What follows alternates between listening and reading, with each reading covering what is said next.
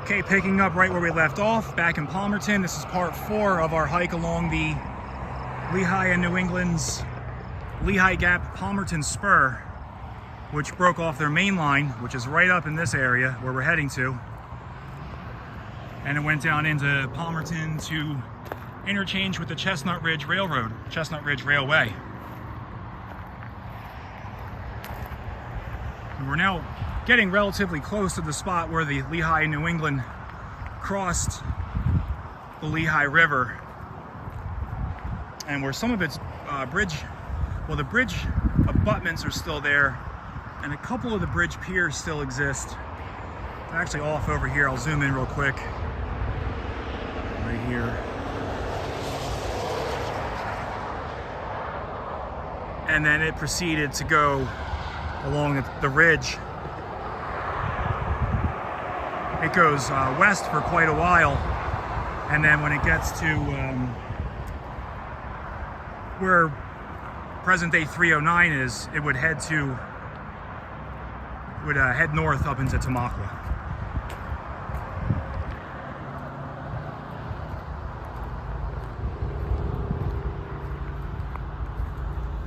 So where we started this video at with part 1, I wanted to do a lot more exploring and looking at what was there, but with it being it was definitely an active railroad. As much as I want to record all the stuff that I possibly can, I don't want to push my luck sometimes. But there was definitely a lot of rails back there. It was very interesting.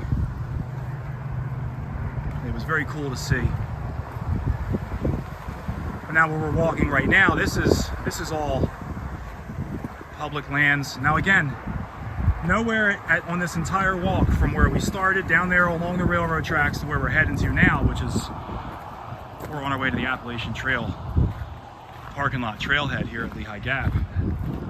There was no posted signs, no trespassing signs.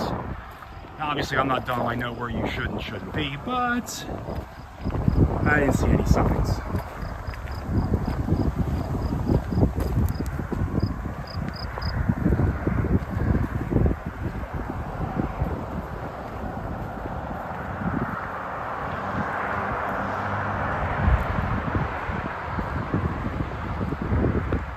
It's a nice little easy walk too.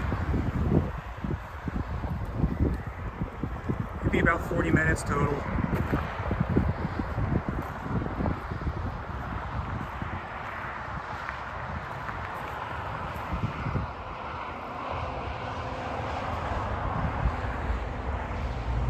So back in this direction is where, you can't see it, it's off in that direction, is where the zinc smelters used to be in Palmerton. And these railroad tracks down here, when they were under lease of the Central Railroad of New Jersey, they would bring in the zinc ore from the mines in New Jersey. They brought it all the way out here to Lehigh Gap, to Palmerton, and this is where the smelting process took place. And for any of you who are my age or older for sure, that are familiar with the area, you remember how burned and decimated the mountainside once looked through here from the years and years and years of zinc smelting that went on. And with time and resources, they've gotten the mountain to green back up quite nicely.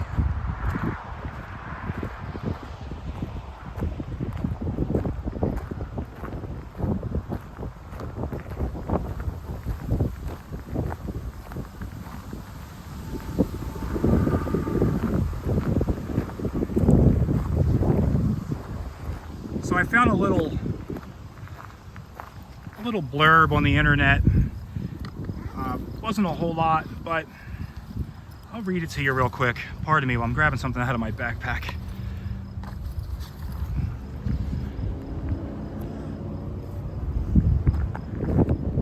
In my haste, I was trying to find any information I could pertaining to this line, and I didn't find much, but I found something in an old Lehigh Valley. Well, it's on a webpage. Let me find a good place to sit down and I'll read it real quick. It's not a whole lot.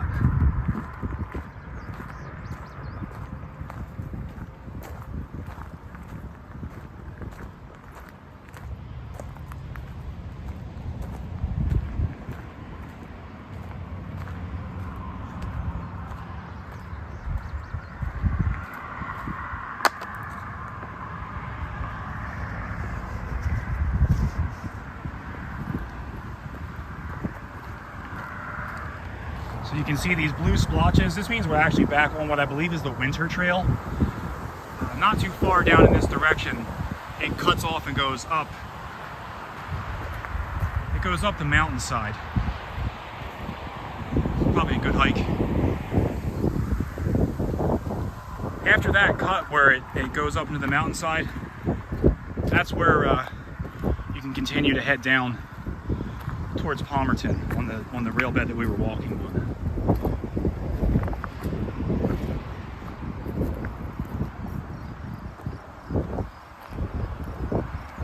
Got some railroad ties here.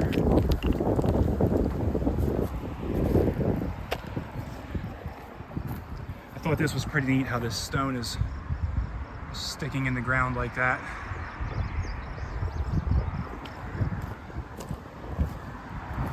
And this is Lehigh Gap here. Get another look at those old Lehigh New England bridge remains. And that's the abutment there. That's where the rail bed would continue. And then there was a huge bridge. Used to cross the river here, and then the main line would continue that way.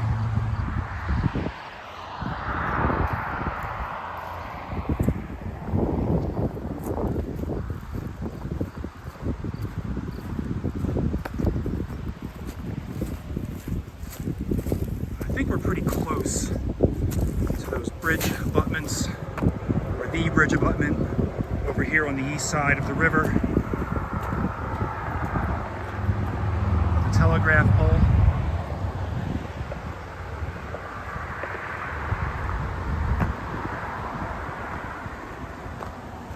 And some railroad ties here for a little makeshift water crossing. It's very swampy through here. We got a ton of rain finally over the past week. And then after we got done with all our steady rain, we got thunder showers to add insult to injury. So there's a lot of leftover water running off the mountain today.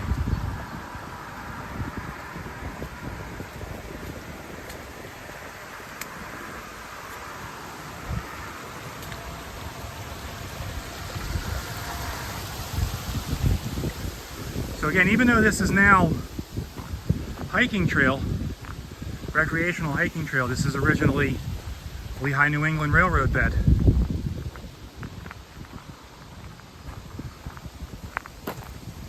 Which, as most of you know, lots of railroad beds become hiking trails. I just didn't know about this one until a week ago. Really cool. So there's something over here I want to show you real quick, but I can't really make much sense of it.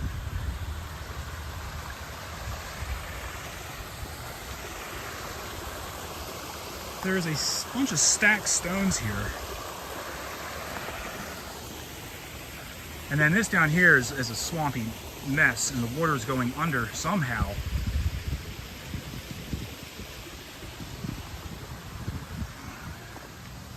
And then down the other side of the ridge here. But my question is, were those stones put there as part of maintenance while creating this trail to hike? It comes out down there somewhere, I'm just not sure. I can hear it coming out. Or is that stone put there by the Lehigh New England? Possibly around a large steel pipe, which is what they like to use. So I don't know. But I thought that was kind of weird seeing that stacked stone in that spot like that.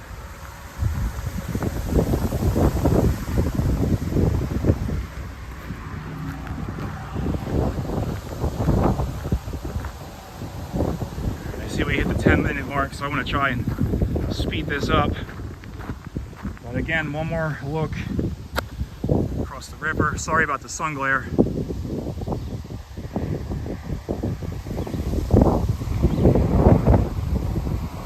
I've hiked that section too. Some of you have probably seen those videos of hiking that down. That goes all the way down to the northeast extension of the Pennsylvania Turnpike. And then at that point, the rail bed was obliterated by the construction of the turnpike. Oh, here's a piece of metal right here.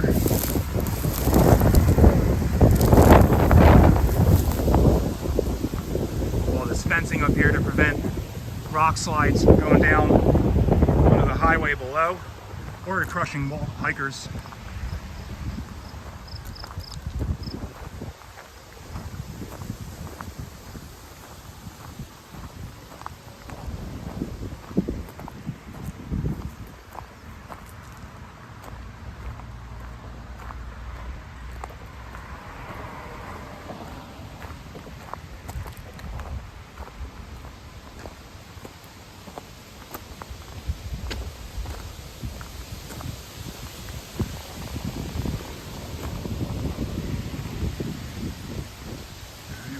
Closer. I just recently learned what these are called. These stones inside the wire meshing. I was told they were called gabions or gabions.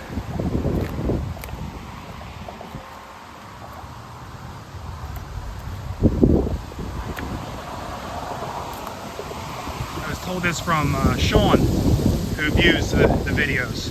And I had mentioned something about them. He gave me the name for them. I never even knew they had a name. I guess everything has a name. Sorry about that diagonal there. Again, sorry about the wind.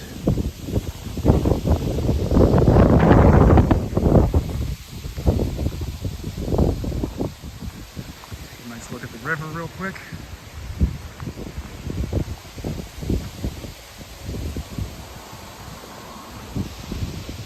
Way off in the distance would have been the beginning of the zinc smelting plants.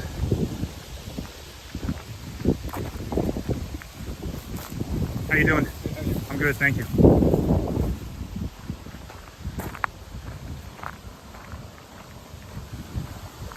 Okay, so here we now are, I believe, at the eastern abutment, yes indeed, of the Lehigh and New England Lehigh Gap Bridge.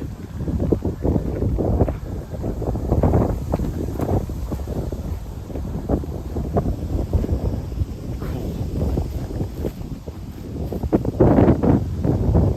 Let's see if we can make our way down there. Get out of this wind a little bit.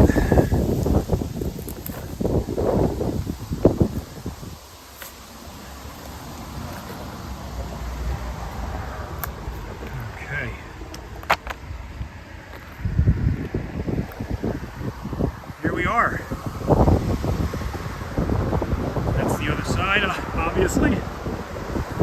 So down below us is Route 248. It's the old Central Railroad of New Jersey, mainline, originally Lehigh and Susquehanna. At this point in Lehigh Canal history, there would be slack water created by a dam not too far down. And then that slack water would have filled up for a little while. And then behind these bushes or trees here is where the canal exited from Lock 20. So that's the area down below us. Now, let's see if we can get a look at this bridge above. Hold on a second.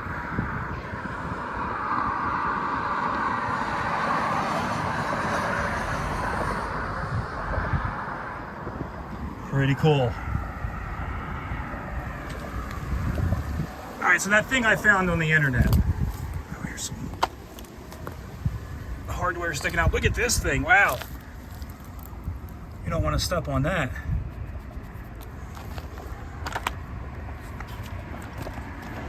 Alright, so this is from the The HopkinThomasProject.com is what the website that I found this on, and this is from Railroads in the Lehigh Valley by Randolph Culp. This is just a quick little, very quick little synopsis of where we're at right now. Opening of the mainline extension from Danielsville to Tamaqua on July 24th, 1912, provided direct service to Lehigh Coal and Navigation Company's breakers in the southern anthracite coal fields. So that's what the extension was for. Originally, that was the main purpose of this extension right here. Now, the short Lehigh Gap Palmerton spur opened to interchange with the Chestnut Ridge Railway in April of 1914. And that is all the information that I have on the spur that we just walked, unfortunately, at the moment. Sorry.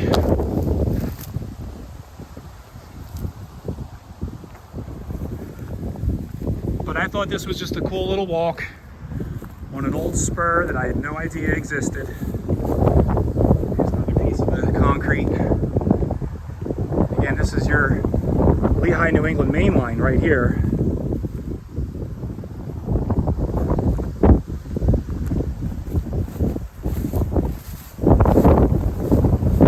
And it crossed right over the Lehigh River on its way to Tamaqua. All right, folks.